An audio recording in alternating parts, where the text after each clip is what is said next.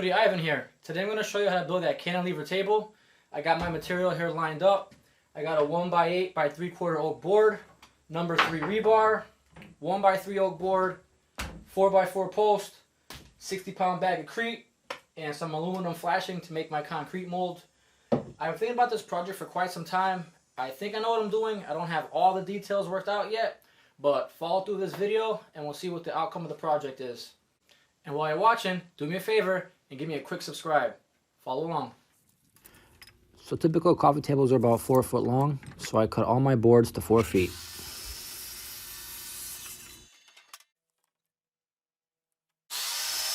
Then I rip some boards to give the tabletop look a staggered design. Here with a pencil, I'm marking out my joints so I can pre-drill with my biscuit joiner and insert my biscuits. And I did that for all the boards, anywhere between 6 inches and a foot. So here you can see I labeled the boards 1, 2, 3, 4, 5, so they all stay in line. I also know the tops and all the marks where I'm going to use biscuit joiner. So I'm going to use number 20 biscuits. This is my joiner. I'm going to set it to number 20. I'm lining up my lines with the lines that I made. Perfectly in line. Gradually make the cut. And there's my hole for the biscuits. And just move on down the boards to all my marks. And I'm going to do this for all of the boards.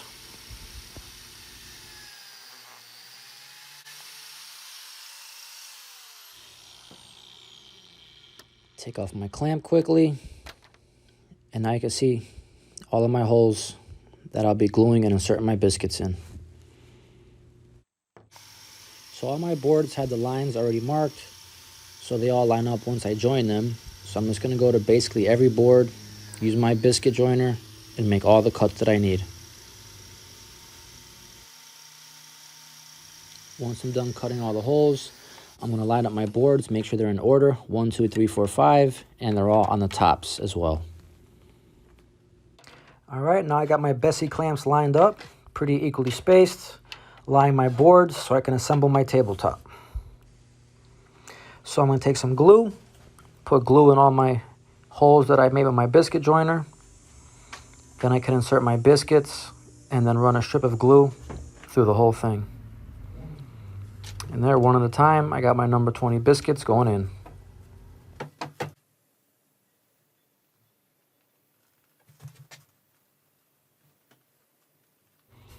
And I like to use a small paintbrush to spread the glue evenly.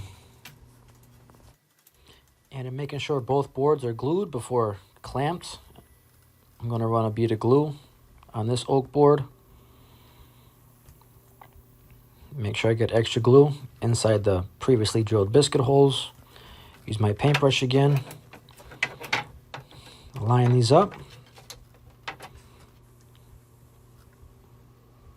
Lock them together.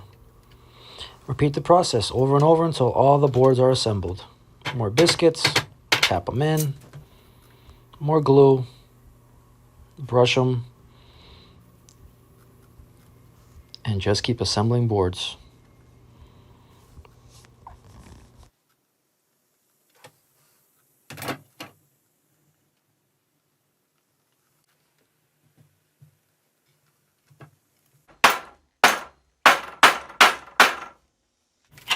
Once all the boards are secured together, get your clamps tight and let that tabletop set up. So I'm just drawing a quick ellipse here. This is going to be the base of my structure for my concrete form. I'm going to just cut that out. And I'm going to make 2 of those just to give me some height. You'll see later. I'll explain how to make an ellipse further in the video. And now I'm cutting the 1 cantilever leg at a 45-degree angle on my 4x4. Typical height is about 18 inches for a coffee table, so that's what I marked. And then I cut the other side also at 45 degrees, and there we have it. And to give that one leg some detail, I took my router and applied an edge to all sides of that 1 cantilevered leg.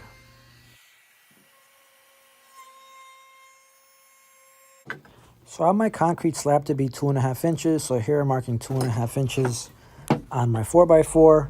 And I'm running that line on all 4 sides so I know how high I want my concrete to be. So here I marked with a pencil where I want my 2 rebar to go. So that's number 3 rebar. I'm just pre-drilling with a 3/8 inch bit. And I also made 1 mark on the side and pre-drilled that as well. And those are my holes that'll receive the rebar. And now I'm using my grinder to cut 3 12-inch pieces of rebar that I'll be using for my structure. And there you have it. So to secure my leg to the concrete form before I pour it, I got 2 3.5-inch screws, lined them up, and screwed them from underneath. Now I wrap my flashing twice around my concrete form and use 1.1/8 screws to secure it. I went every 2 or 3 inches or so, just so it'd be rigid and the concrete won't leak out.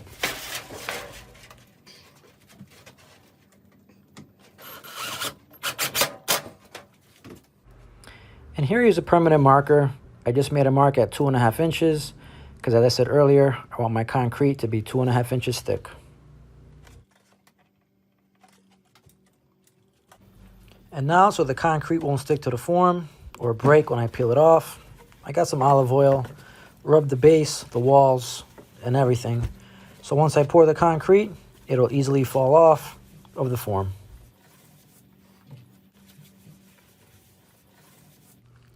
And now it's time to mix the concrete.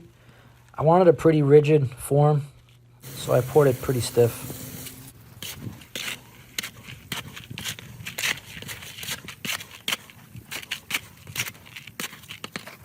Perfect consistency. Nice. And here we just start pouring the concrete into the form, keeping it right at that 2.5-inch mark.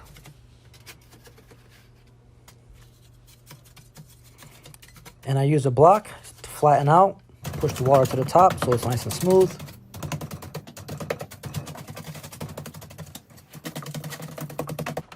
One of the most important steps to keep the honeycombs and the bubbles out is to vibrate and hammer the form for quite a while. You don't want any honeycombs or any cracks once it cures itself. All right, so I let it cure for 48 hours. Now's the fun part, removing all the screws, unraveling the flashing, and revealing the concrete below.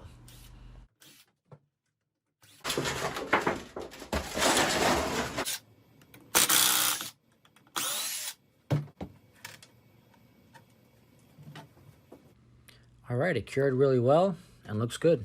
It's solid. And I also let my tabletop cure for 48 hours as well. So here I'm removing all my Bessie clamps. And it's solid, one-piece slab. All right, so now let me explain how to make an ellipse. First, you want to make your marks on the outsides of how wide you want your ellipse to be. So I came about a 1/2 inch in on this particular project. Then I want to find the exact midpoint. I made a mark at the top and also came down about a 1/2 inch. That'll be the top of my ellipse. And I did the same thing with the bottom to find the bottommost part of my ellipse. Got the midpoint and went about 1/2 inch up. And now I want to find the exact center of my project, both the height and the width. So those are both marked. I have my X, and I'm good to go. And now I'm taking my T-square and drawing a line in the exact middle of the board.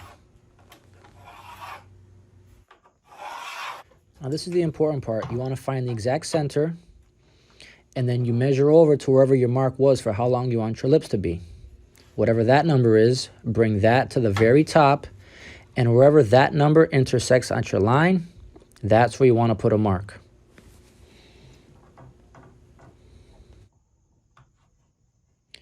And do the same thing for the other side. Whatever the length was from the center to your outside mark, make that connection from the top of your ellipse to wherever it intersects at that line, and make a mark.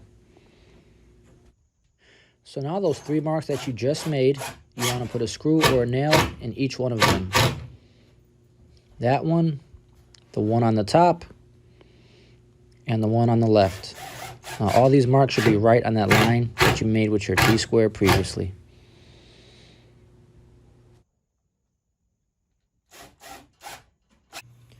Now you get a piece of string or twine, wrap it around the 3 screws that you just made, and make sure you tie a taut knot. Maybe a square knot should be perfect for this. Remove the screw at the top.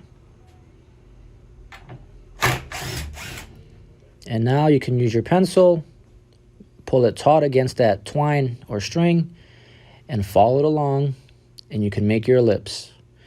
This piece of oak was pretty rough, so my pencil got caught up in a few places, but you get the idea. Beautiful. And there's your ellipse.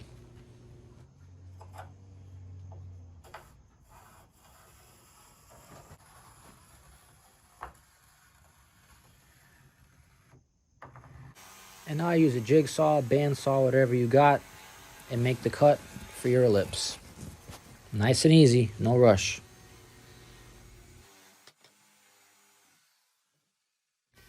Now clamp your piece, sand 60 grit, 120, and then 220. Don't rush this either. Take your time.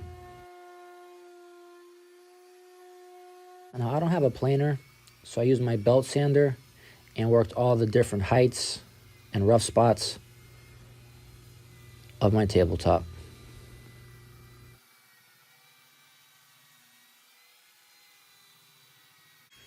And then I took my router and put a cove detail on both sides of the tabletop.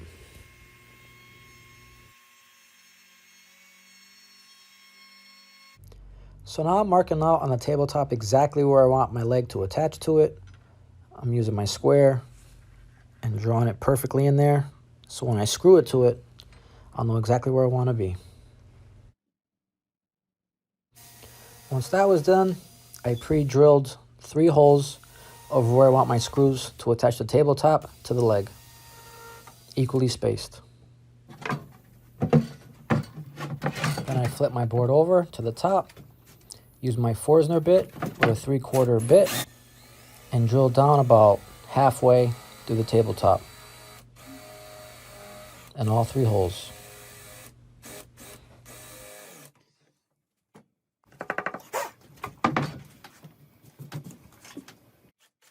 Now I got 2 3-inch cabinet screws, drilled the first one, checked my marks, make sure it was perfectly lined up, and then I drilled down my second one.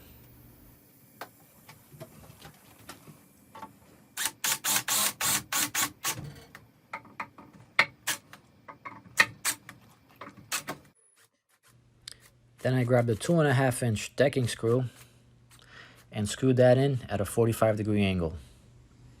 And there's the 3 screws.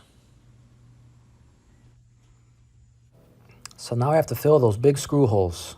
I put a little bit of glue in each hole, got a 3/4-inch dowel, glued the dowel, put it in the hole, and then using my Japanese saw, cut it nice and clean. And then thoroughly sand the whole tabletop with 60, 120, and then 220 grit sandpaper. So I want to smooth off the concrete base. I'm gonna have to wet sand this. So I wetted the whole base first, then I used a 60 grit pad on my orbital and just worked that really well. And then I stepped up to 120 grit and did the same thing. And it's very important to keep this wet and keep spraying as you go.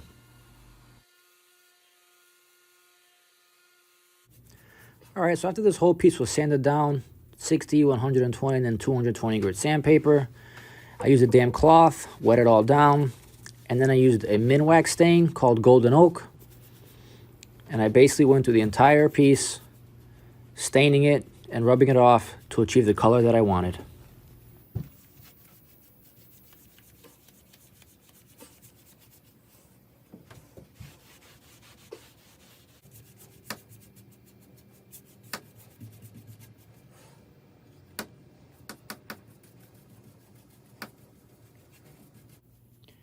And lastly, I did the sides of the tabletop first, Once those are rubbed out, I proceeded to stain the top of the table.